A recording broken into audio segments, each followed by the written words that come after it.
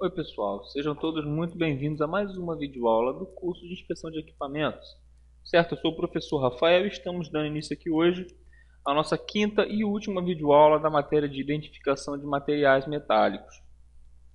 Certo?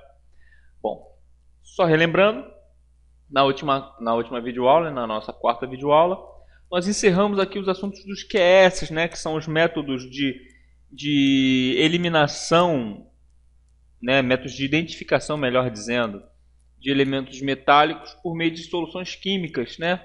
Por meio de soluções químicas simples que, seguindo passo a passo, nos fazia chegar aí ao nosso objetivo em comum, que era a identificação do tipo de material ou de elementos de liga presentes.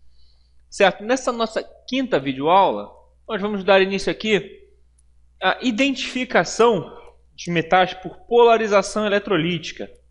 Né? Agora nós vamos sair do QS e vamos para o PE, né? De polarização eletrolítica, que também é um método semelhante ao do QS, porém você vai executar esse tipo de aplicação de solução química com a polarização da região que você necessita ensaiar, certo? Então, sem mais delongas, vamos aí ao início da apresentação.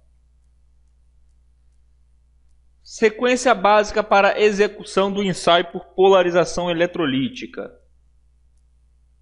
Tomar uma tira de papel filtro de aproximadamente 20 milímetros por 60 milímetros, no caso 2 por 6 centímetros, certo? Depositar 2 gotas da solução definida no PE específico sobre uma das extremidades da tira de papel filtro e colocá-lo sobre uma superfície preparada no material em teste, ou seja, há uma preparação desse material, certo? Vai haver 2 gotas dessa solução pré-definidas ali no nosso PE, nos respectivos PEs, certo? Sobre uma das extremidades da tira e a outra, evidentemente, ficará na sua mão e a outra em cima da superfície do material em teste. C. Pressionar levemente a área umedecida do papel filtro com a ponta A do dispositivo, fechando o circuito de passagem da corrente elétrica durante 30 segundos. Ou seja, você vai energizar, você vai eletrizar aquela parte ali juntamente com o apoio de uma bateria, né, no caso uma pilha ou qualquer coisa do tipo, certo? Porque a polarização ela não faz nada mais do que agilizar o processo de reação química, certo? D. Avaliar no papel filtro a coloração resultante da reação. Beleza? Como nota, nós temos o que? A intensidade da coloração é proporcional ao teor de elemento ensaiado, certo? Então, quanto mais intensa for a cor, maior é o teor do elemento ensaiado. 2. Verificar periodicamente se a intensidade da corrente produzida pelo dispositivo é suficiente para produzir a reação, certo? Porque afinal de contas, esse tipo de elemento químico aplicado agora ele necessita de uma energização, de uma polarização para reagir, certo? 3. Atentar para a posição correta da polaridade da bateria do dispositivo, certo? Tem que conectar ali, né, seus fiozinhos, seus cabos na polaridade correta. Então vamos ao primeiro PE. PE01. Teste para identificação do cromo. Você pode identificar o cromo com QS, bem como você pode identificar o cromo com PE. Aplicação. Serve para identificar a presença de cromo nas ligas com teor igual ou superior a 5% de cromo. Perceba que já é um percentual muito mais elevado do que o que vimos no QS, na outra videoaula. Certo? Do procedimento. Utilizar a solução 14. Certo? Nós continuamos usando as soluções, porém agora, ao invés de ser uma solução química simples, agora nós utilizamos a polarização eletrolítica. Certo? Mas não dispensamos as soluções.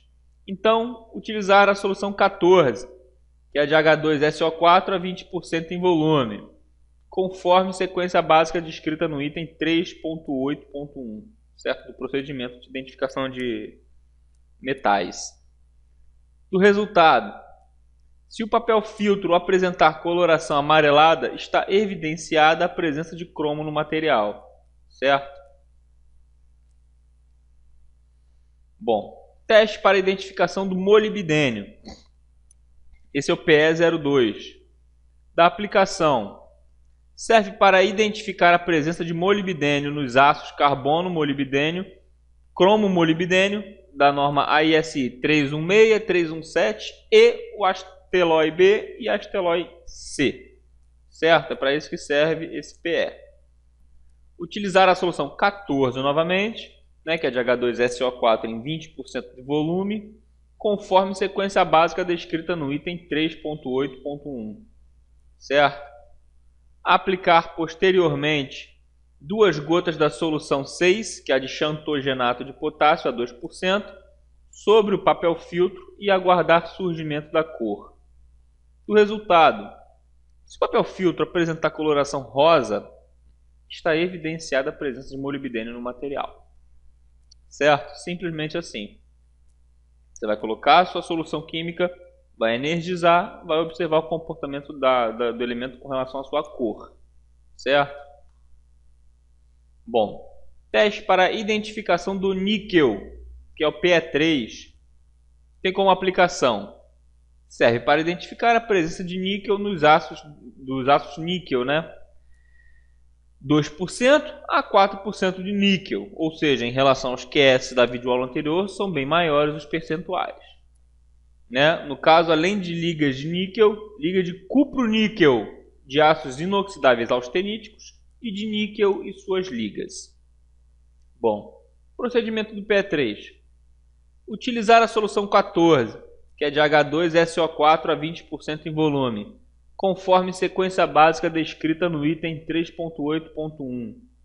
Certo? Aplicar posteriormente 2 gotas da solução 19, que é a de amoniacal de dimetilgleuxima, sobre o papel filtro e aguardar o surgimento da cor. Como resultado, se o papel apresentar também coloração rosa, está evidenciada a presença de níquel no material. Certo? Bom, PE4, que é o teste para a identificação do cobre. E aplicação: serve para identificar a presença de cobre no monel e nas ligas de cobre. Certo? Então, sabe-se que se é monel ou liga de cobre, há presença de cobre. Nós vamos saber o que? O quanto há de presença, se há de presença. Procedimento: utilizar a solução 14 novamente, H2SO4 a 20% em volume, conforme sequência básica descrita no item 3.8.1. Aplicar posteriormente 2 gotas da solução 16, que é a solução de ácido rubeânico a 1%, sobre o papel filtro e aguardar o surgimento da cor. Certo?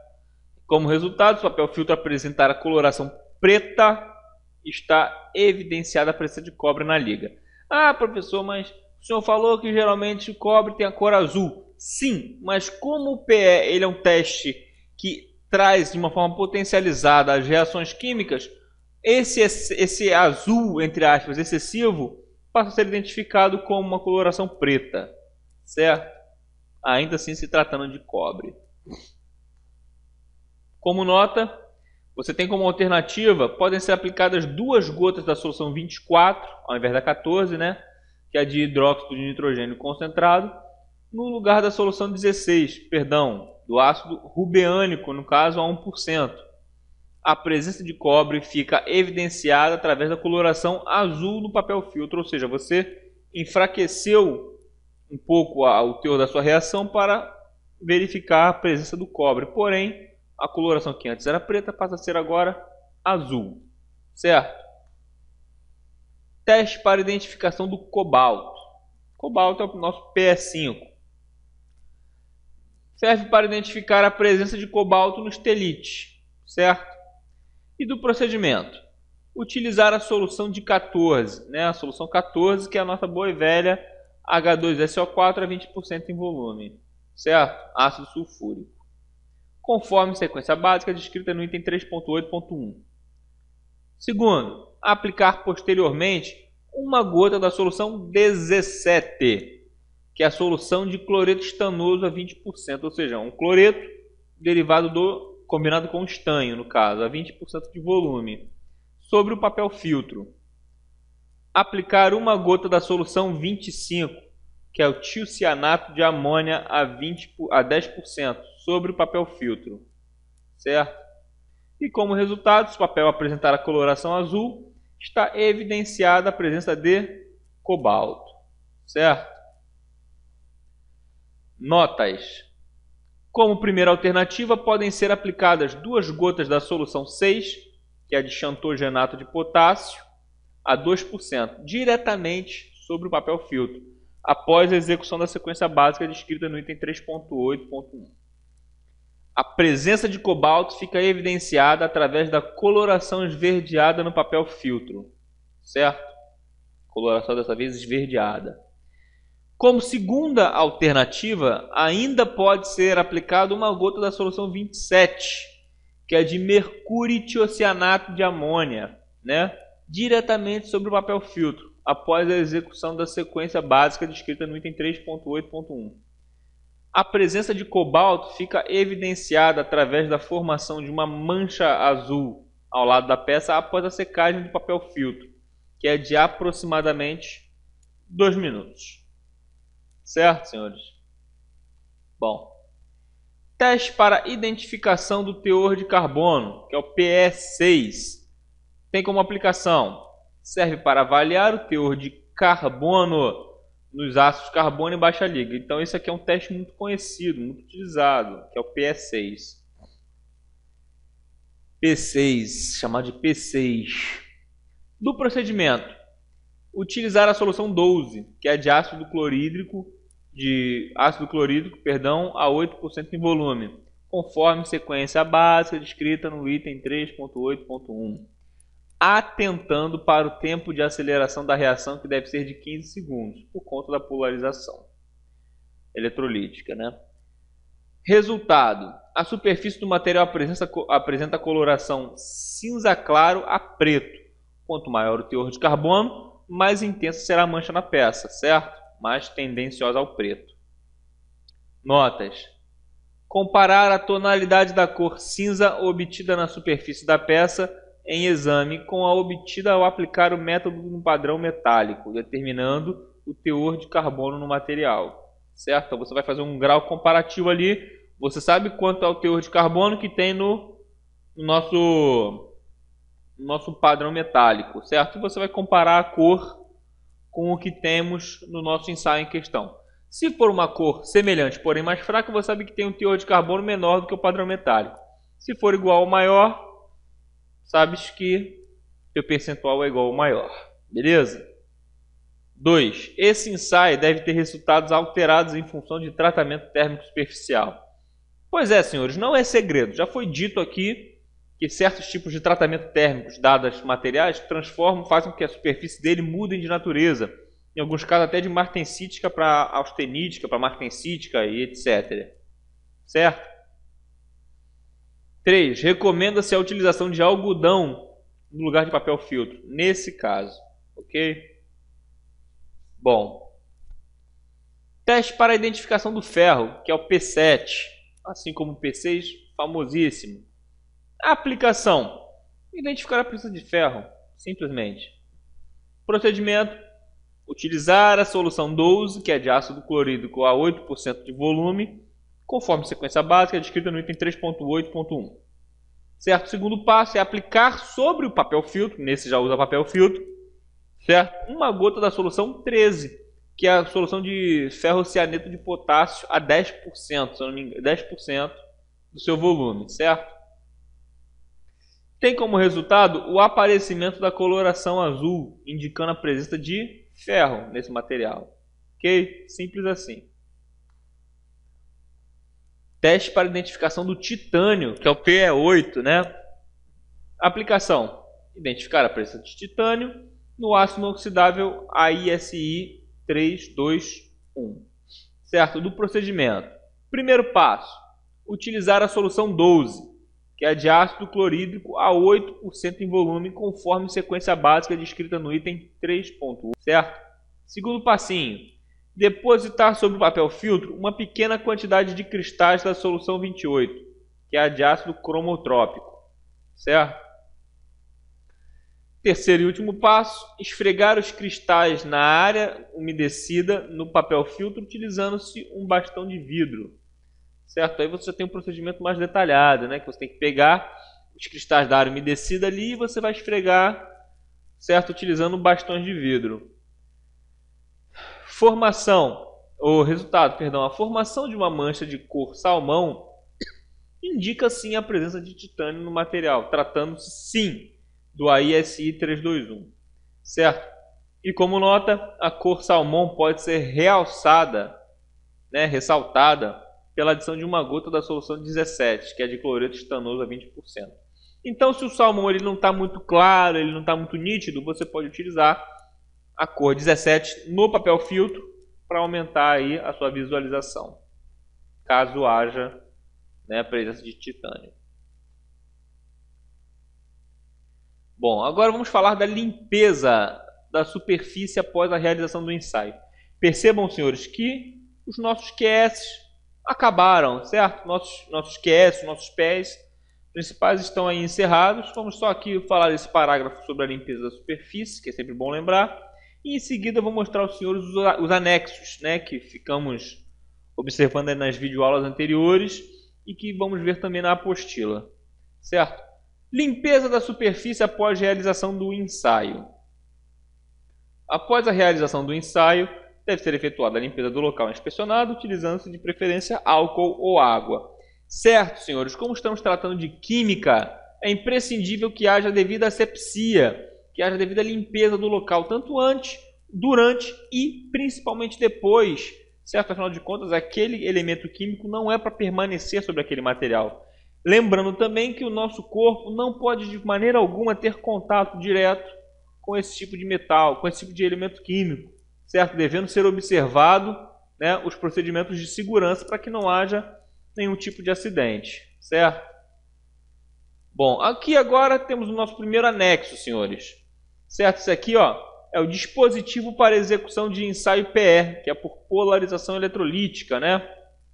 Ó, percebam que isso aqui é uma bateria, uma grande bateria sustentada por duas pilhas médias de 1,5 volts, certo? Temos um tampão de PVC, pinos e porca de fixação, né, do material inoxidável 304, a ISI, certo? Que esse aqui é o pino de contato, que é esse que serve para eletrizar o metal, e esse aqui você eletriza de forma externa. Esse aqui você encosta diretamente no papel filtro, certo? Temos aqui as porcas de fixação, o pino de contato com a solução química, o papel filtro e a peça em questão de ser ensaiada, certo? É assim que funciona mais ou menos a polarização eletrolítica, certo? Aqui já há a presença da gota do elemento químico e você vai polarizar para acelerar o processo de reação química, certo? A figura B, isso aqui é um passo a passo para identificar se o material é magnético, levemente magnético ou não magnético, né? Por exemplo, se o material é magnético, sim, então ele pode ser ferro fundido, aço carbono molibdênio, aço com 1% de cromo, papapá, toda essa lista de aço aqui, ó. Aço com 5% de cromo, aço inoxidável, ferrítico e martensítico, certo? Aço níquel com 2% a 4% de níquel e o próprio níquel, certo? O levemente magnético, só a possibilidade de ser um monel, certo? Agora o material não magnético é aço inox com 18% de cromo e 8% de níquel, aço com 18% de cromo, 12% de níquel, certo? E 2 a 3% de molibdênio, certo? Temos o inox com 19% de molibdênio, de cromo, 13% de níquel e 3 a 4% de molibdênio, certo? Temos o inox também com 25% de cromo e 12% de níquel, ou seja, esses ácidos inoxidáveis em geral aí, certo? Com essas ligas de cromo, molibdênio e níquel. Temos a liga também cuproníquel, ligas cuproníquel, né? onde há a presença de cobre e de níquel. Temos também o inconel, né, que ao contrário do monel, ele não é magnético, certo? Temos latões inibidos e não inibidos. Temos o estelite, se eu não me engano é aquele que leva cobalto. E temos por fim o asteloide B e o asteloide C, que são também materiais metálicos, porém não magnéticos, certo? Bom, aqui nós temos aqui um fluxograma básico, né, para identificação de materiais magnéticos. Isso aqui, senhores, é o passo a passo maior daquele que eu havia lhes descrito anteriormente, com relação ao passo a passo que o inspetor de taxa por ponto segue para chegar a um determinado objetivo, certo?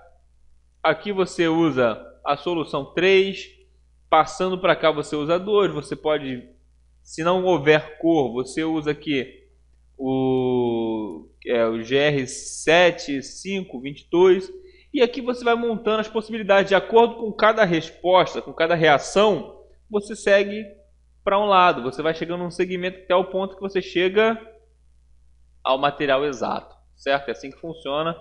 Essa aqui é a continuação, certo? De materiais ferromagnéticos, certo? Deixa eu ver. Aqui, por exemplo, nós temos também, né, o mesmo tipo de procedimento, porém simplesmente ele é esse passo a passo para materiais não magnéticos ou levemente magnéticos, certo? Aqui não cabe magnetismo. Bom, aqui também é uma continuação, né, do passo a passo para materiais não magnéticos ou levemente magnéticos, certo? E aqui encerra o fluxograma para identificação de materiais não magnéticos ou levemente magnéticos, certo? Bom, para finalizar, senhores, nós vamos tratar aqui sobre um último processo de identificação de metais, que não é muito utilizado na área industrial, por conta do inacesso, da dificuldade que é, porém ele existe, que é a espectrometria de raio-x. Certo? A espectrometria de raio-x ou fluorescência de raio-x é uma técnica de emissão espectroscópica que tem grande aplicação na identificação e determinação dos elementos. A técnica depende da característica da emissão de raio-x, geralmente na faixa de 1 a 60 kW de energia, certo? Em seguida, a excitação do nível de energia do elétron atômico por uma fonte de energia externa, tais como um feixe de elétrons, certo? Um feixe de partículas carregadas ou um feixe de raio-x, seja ele qual for. Na maioria das amostras matrizes, a espectrometria de raio-x pode detectar elementos em concentrações menores do que 1 grama por grama, ou seja, menos de 1 grama para cada grama de material ensaiado, certo? De amostra, no caso, 1 parte por milhão. Inicialmente, a espectrometria de raio-x encontrou grande aceitação em aplicações relacionadas à metalurgia e análise geoquímica. Mais recentemente, a espectrometria de raio-x tem tido valorosa aplicação na análise de enxofre do ambiente e elementos usados no produtos de petróleo. Ou seja, senhores, somente em casos em que haja necessidade de uma exatidão científica, certo? Primeiro ponto, radiação eletromagnética. A radiação eletromagnética é uma forma de energia que pode se propagar através do espaço e pode interagir com átomos e moléculas para alterar seu estado de energia, certo? Elas têm como fazer esse tipo de dinâmica. Ambas as propriedades são importantes para a espectroscopia. A radiação eletromagnética exibe comportamentos que requerem 2 teorias para explicar. A teoria das ondas, né, que descreve o comportamento da radiação eletromagnética, tais como refração, reflexão e difração e até espalhamento. E a radiação é definida como uma forma de energia constituída de 2 ondas ortogonais, certo? 2 ondas normais em relação ao plano, 90 graus. Cada uma tendo a mesma frequência e comprimento de onda. Uma é o campo elétrico e a outra é o campo magnético. Daí o termo radiação eletromagnética, certo? Uma é elétrica, a outra é magnética. Radiação eletromagnética. certo? Nem todas as propriedades dos raios-x podem ser adequadamente descritas pela teoria da onda. Os físicos começaram a entender a natureza do quantum de energia da radiação que poderia interagir com a matéria para causar mudança discreta de energia, certo? Emissão de raios-x. Os raios-x são gerados pelo distúrbio do elétron da órbita do átomo. Isso pode ser realizado de vários modos. Os mais comuns são o bombardeamento do elemento-alvo com elétrons de alta energia, com raios-x ou com partículas carregadas e aceleradas. Os dois primeiros são usados direta ou indiretamente em espectrometria, certo? O bombardeamento do elétron resulta em uma energia contínua de raio-x, bem como uma radiação característica do elemento-alvo. Ambos os tipos de radiação são encontrados na espectrometria de raio-x, certo? Então, ambos esses tipos aí são encontrados no raio-x. Bom, princípio de funcionamento do aparelho analisador de ligas, modelo 9266, fabricado pela Texas Nuclear, certo? Isso é só um adendo final. O analisador de ligas funciona por fluorescência aos raios-x, excitados por radioisótopos, e permite identificar o grau de designação da liga, a designação, e analisar quantitativamente sua composição química, certo? Tem essas duas finalidades. A identificação é feita através do reconhecimento da combinação da intensidade dos raios-x, que corresponde à faixa de concentrações especificadas. A análise exige uma sofisticada rotina de cálculos que usem todas as informações sobre intensidade dos raios-x. Essas operações são feitas automaticamente pelo microprocessador. Observação: a profundidade de penetração da radiação para a maioria das ligas é menor que 1 milésimo de polegada. Bem pequeno, né, senhores? Devemos nos assegurar, portanto, que a superfície seja representativa do material analisado. O material analisado é exposto às radiações X produzidas pelas fontes Fe55 e CD109 durante intervalos de tempo bem controlados, em geral alguns segundos. Essa radiação interage com os átomos do metal analisado, estimulando-os a emitir raio-x característico do elemento químico ao qual pertence. Átomos de cromo, por exemplo, quando excitados, emitem raio-x de aproximadamente 5,4 keV, certo? keV, o que é o keV, é a unidade de energia de raio-x. Átomos de molibdênio excitados, por outro lado, irão emitir um raio-x de 17,5 keV, certo? Um raio de 17,5 keV. E átomos de tungstênio irão emitir raio-x de alta energia, que é de 59 keV. O detector do aparelho mede a intensidade dos raios-x emitidos e deduz a concentração do elemento. O analisador observa 10 faixas de energia que correspondem aos elementos Ti, V, que é cromo, manganês, ferro, níquel, cobre, acho que isso aqui é o nióbio, molibdênio, e esse aqui é o tungstênio, certo? A seleção da energia dos raios-x é feita por meio de filtros que transmitem a energia que se deseja analisar. Diversas combinações de filtros são usados para cobrir todos os elementos do Ti ao W, ao tungstênio, do titânio ao tungstênio. A energia que passa através dos filtros é detectada através de um contador que produz um sinal elétrico proporcional à energia da radiação. Esses sinais são acumulados em registradores e, após um tempo pré-determinado, são transferidos para o microprocessador para cálculos. A figura 1, logo abaixo, no próximo slide, senhores, é um diagrama simplificado do analisador. O processador central, que é o CPU, coordena as operações da sonda com as funções eletrônicas de acordo com instruções da memória programada, que é o PROM, certo? Ele atua de acordo com essas instruções pré-colocadas ali na memória. Na memória programada, no caso. O conteúdo da PROM é permanente e só pode ser apagado por exposição à radiação ultravioleta. Certo? Todas as instruções básicas e dados essenciais à calibração são armazenados na PROM e, portanto, não se perdem mesmo no caso de corte total de alimentação elétrica. Ou seja, mesmo sem alimentação elétrica, ela se mantém ativa. O programa de fechamento dos disparadores está contido no PROM, certo?